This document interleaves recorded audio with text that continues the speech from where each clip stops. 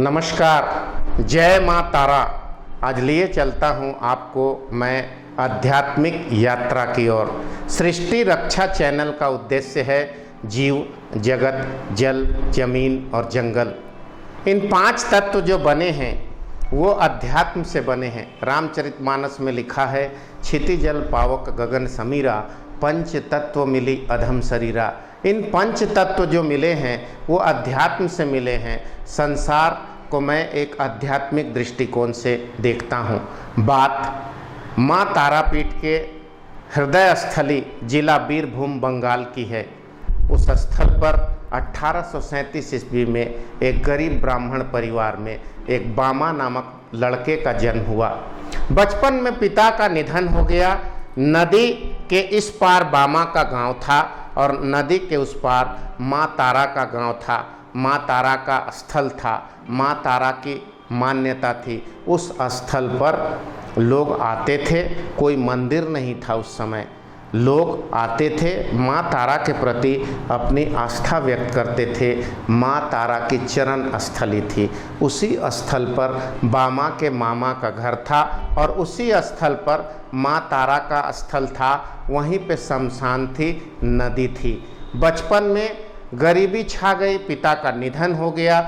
बामा को उनकी माताजी ने मामा के घर भेज दिया। अनाथ बच्चा जिसके पिता नहीं, गरीब माँ। यहाँ आकर बामा इधर उधर भटकते थे। ज़्यादातर जैसा कि एक गरीब बच्चे के साथ होता है, बड़े बड़े संत महात्मा अघोरी बाबा उस शमशान में बैठे रहते थे। बामा उनकी संगत में आ गए। आने के साथ अघोर विद्या सीखी और कुछ मंत्र सीखे। उस मंत्र की वो साधना करना शुरू किए। जब बामा महज 17 साल के थे, उसी समय भादो मास की तृतीया पक्ष थी और तृतीया तिथि थी और कृष्ण पक्ष था। रात का समय था। जलती हुई चिता के पास बामा बैठकर माँ तारा को याद कर रहे थे, हाथ में खप्पर लिए, अपने शरीर में बाघ का छाला धारण किए हुए दिव्य सुंदरी नीले आँखों वाली माँ वहाँ प्रकट हुई। माँ का भव्य स्वरूप देखकर बामा उनके चरण में लेट गए। चारों ओर अग्नि प्रज्वलित हो गई हो ऐसा माहौल बन गया और उस स्थल पर 3 दिन और 3 रात बामा पड़े रहे। माँ ने बामा के माथे पर हाथ फेरा और वहाँ से विलुप्त हो गई। बामा बड़बड़ाने लगे। अब लोग, पूरे गांव के लोग बंगाल में उस स्थल पर बामा को खेपा कहने लगे, यानी कि पागल। बामा की हरकतें भी पागल की तरह हो गई। माँ के दिव्य दर्शन के बाद फिर एक घटना घटी। माँ तारा जो 10 महाविद्या में से एक प्रमुख महाविद्या की माता हैं, माँ तारा ने वहाँ की रानी को स्वप्न दिया कि तुम उस शमशान के बगल में एक सुंदर मंदिर का निर्माण करो और उस मंदिर में जहाँ पे मेरी चरण छाप है वहाँ का प्रमुख पुजारी बामा को नियुक्त करो। रानी दौड़ती हुई बामा को ढूंढते हुए आई और उस स्थल पर मंदिर का निर्माण कराया और वहाँ पे छोटे मोटे पुजारी आसपास में अपनी जीविका का उपार्जन माँ तारापीठ के नाम पर किया करते थे। वो भी उस मंदिर पर आए, परंतु बामा उस मंदिर के प्रमुख पुजारी रानी के द्वारा नियुक्त हो गए थे। बामा की मानसिक स्थिति विचलित करने वाली थी। बामा जब माँ के सामने कोई भोग प्रसाद आता तो उसे पहले स्वयं खाते, देखते कि वो भोजन प्रसाद माँ को चढ़ाने के लायक स्वादिष्ट है अथवा नहीं। कभी कभी अगर उनको लगता कि ये भोजन या प्रसाद या मिठाई स्वादिष्ट नहीं है तो खुद चखने के बाद उसे दूर फेंक देते। कभी कभी बामा उस भोजन प्रसाद को माँ को चढ़ाते। कभी दोपहर तक मंदिर बंद रहता।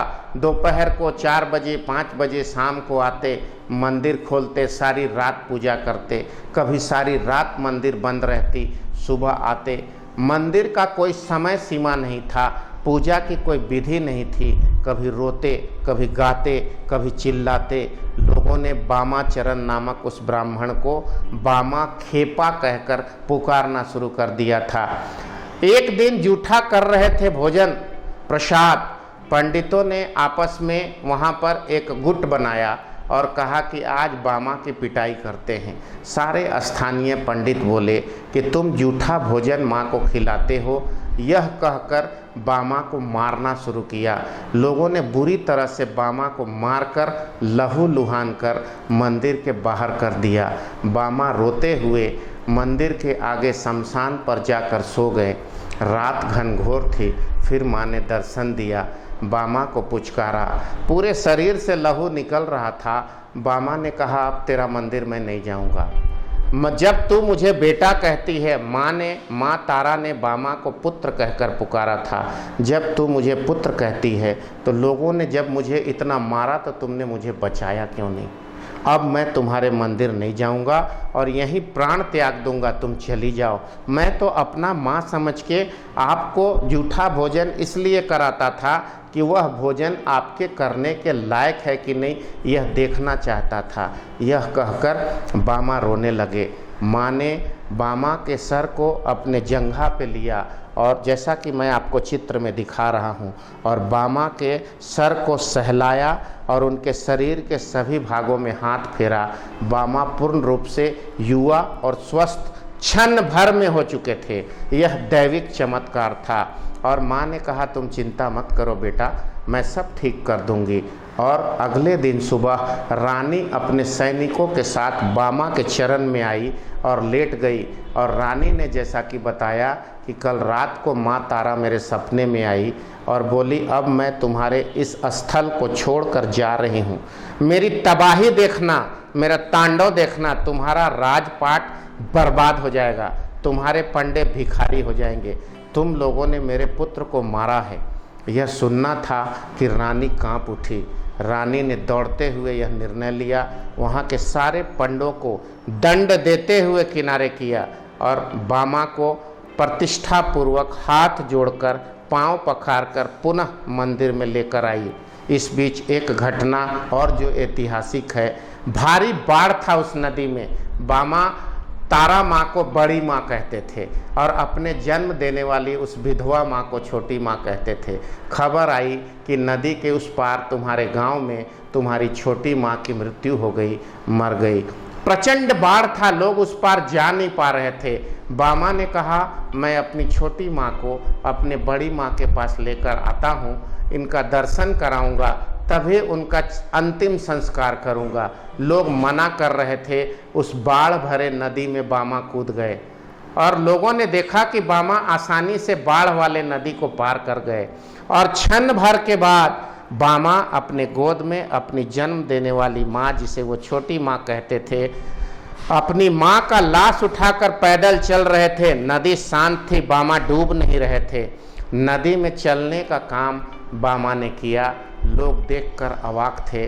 बामा ने अपनी छोटी माँ, जन्म देने वाली माँ का दर्शन अपनी बड़ी माँ माँ तारा से कराया और उस स्थल पर शमशान में अंतिम क्रिया की और सभी से कहा कि आप लोग मेरी माँ की 12वीं ब्राह्मण भोजन में प्रसाद खाने आना। लोगों ने कहा, बामा के पास तो कुछ है नहीं। सभी गांव में खबर फैला दी।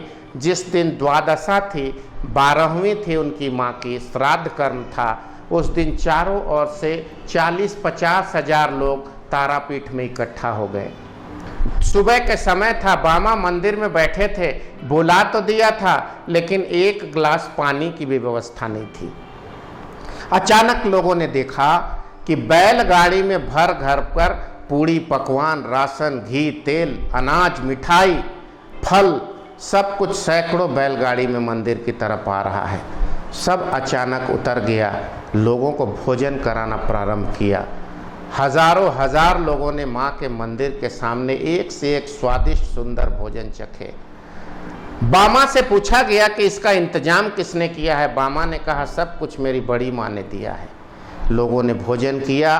भयंकर तूफान आया भोजन के बाद। बामा ने बड़ी माँ से कहा, माँ शांत करो, लोग मेरे छोटी माँ के श्राद्ध में आए थे, इनको जाने दो। तूफान शांत हो गया। लोग बामा की जय जयकार करते चले गए। 74 बरस की उम्र में, लोग कहते हैं 2011 के आसपास, 1911 के आसपास, 1837 में बामा चरण का जन्म हुआ। 74 बरस की अवस्था रही होगी। 2011 की घटना है। बामा एक दिन मंदिर के पास बैठे थे। सारे पंडे पुजारी भक्तजन जो लोग वहाँ आते अपना दुख दर्द लेकर, बामा माँ ठीक करेगी, माँ देखबे, सबाई इच्छा माँ तारा तुम्ही, तुम्हार कर्म तुम्ही करो, लोके बोले कोरी आमी। हे माँ, सबकी इच्छा आपकी इच्छा पर चलती है। लोग बोलता है मैं करता हूँ, पर माँ आप करती हो, सबका भला करो। यह मंत्र बोलते बोलते बामा सबके माथे पे हाथ रखते और लोगों की मुरादें पूरी हो जाती। बामा ने कहा अब मेरा चलने का समय आ गया है। लोगों में हाहाकार मच गया। वहाँ के राजा रानी प्रजा पंडित सब लोग हाहाकार मच गए। बामा आप कहाँ जाएंगे? माँ ने कहा माँ संभालो। माँ को कहा बड़ी माँ संभालो, अब तेरा बेटा पृथ्वी पर आना नहीं चाहता है। लोगों ने कहा कि ऐसा मत करिए। बामा ने कहा माँ मैं पृथ्वी पर अब रहना नहीं चाहता। कुछ लोग ये कहते हैं कि सशरीर बामा माँ तारा के शरीर में समाहित हो गए और माँ तारा के मंदिर के निकट आज बामा खेपा की समाधि है, जिसे लोग जाकर प्रणाम करते हैं। लोग कहते हैं कि आज से लगभग 110 साल पहले 1911 में बामा खेपा माँ के मूर्ति में समा गए। उस महान भक्त को प्रणाम करता हूँ। अपनी आध्यात्मिक यात्रा में ऐसा प्रसंग आया, मुझे लगा कि मैं अपने इस प्रसंग को आपसे चर्चा करूं। उस महान महापुरुष संत बामाचरण को प्रणाम करता हूं, माँ तारा को प्रणाम करता हूं। आपके जीवन में सुख समृद्धि मिले, यही कामना करता हूं। जय माँ तारा।